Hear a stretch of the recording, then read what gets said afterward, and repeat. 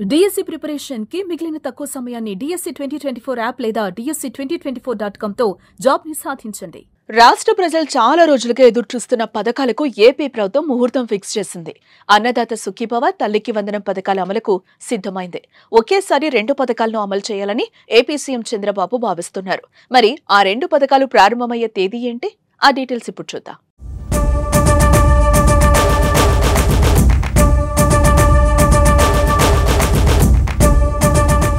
TDP కేంద్ర కార్యాలయం ఎన్టీఆర్ భవన్లో అధినేత సీఎం చంద్రబాబు నాయుడు అధ్యక్షతన టీడీపీ పొలిట్ బ్యూరో సమావేశం జరిగింది.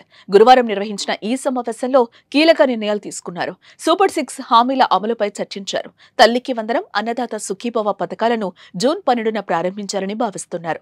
పొలిట్ బ్యూరో సమావేశం అనంతరం ఏపీ మంత్రి కింజరపు అచ్చెన్నాయుడు ఈ వివరాలను వెల్లడించారు. జూన్ 12తో ప్రభుత్వం ఏర్పడి ఏడాది పూర్తవుతోంది. ఈ నేపథ్యంలో 2 పథకాలను అమలు చేయాలని భావిస్తున్నారు. జూన్ 12 పాఠశాలలు తెరిసేలోగా తల్లికి వందనం కింద పిల్లల తల్లిదండ్రుల అకౌంట్లలో డబ్బులేయాలని ఈరోజు పాలిట్ బ్యూరో నిర్ణయం చేశాం.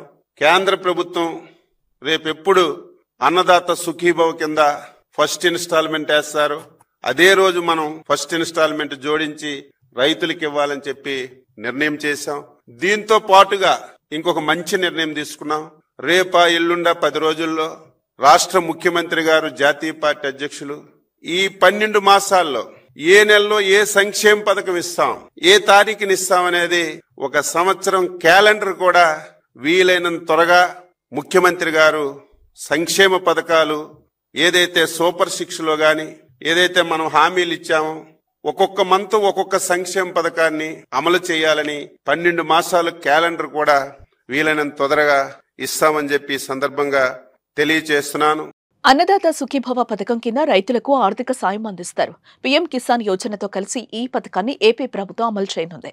అన్నదాత సుఖీభవ పథకం కింద అర్హత కలిగిన రైతులకు సంవత్సరానికి 20,000 రూపాయలు ఆర్థిక సాయం అందిస్తారు. ఇందులో రాష్ట్ర ప్రభుత్వం 14,000 రూపాయలు, కేంద్రం పీఎం కిసాన్ ద్వారా 6,000 రూపాయలు అందిస్తోంది. 3 విడతల్లో అన్నదాత సుఖీభవ పథకం నిధులు రైతుల బ్యాంక్ ఖాతాలో జమ చేయనున్నారు.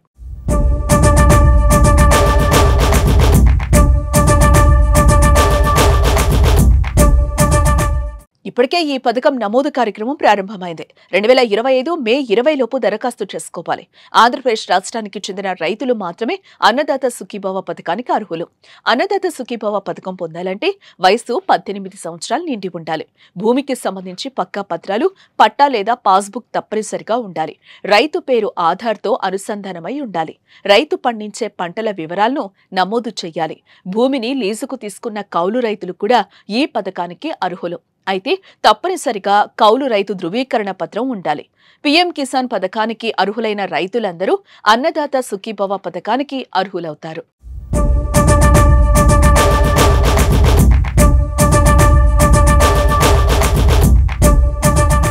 మరోవైపు తల్లికి వందనం పథకం కింద బడికి వెళ్లే ప్రతి విద్యార్థికి ఏడాదికి 15,000 రూపాయలు అందించనున్నారు.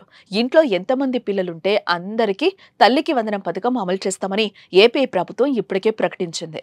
తల్లికి వందనం కోసం 2025-26 బడ్జెట్లో 9,407 కోట్ల రూపాయలు కేటాయించారు. తల్లికి వందనం పథకానికి రాష్ట్రంలోని 69.16 లక్షల మంది విద్యార్థులు అర్హులని ఏపీ విద్యాశాఖ అంచనా వేస్తోంది. అయితే తల్లికి వందనం రావాలంటే విద్యార్థులు ఖచ్చితంగా 75% హాజరు నిబంధనను పాటించాల్సి ఉంటుందని సమాచారం. ఈ 2 పథకాలతో పాటు మరిన్ని పథకాలను జూన్ 12న అందించడానికి ప్రభుత్వం సన్నద్ధమవుతోంది.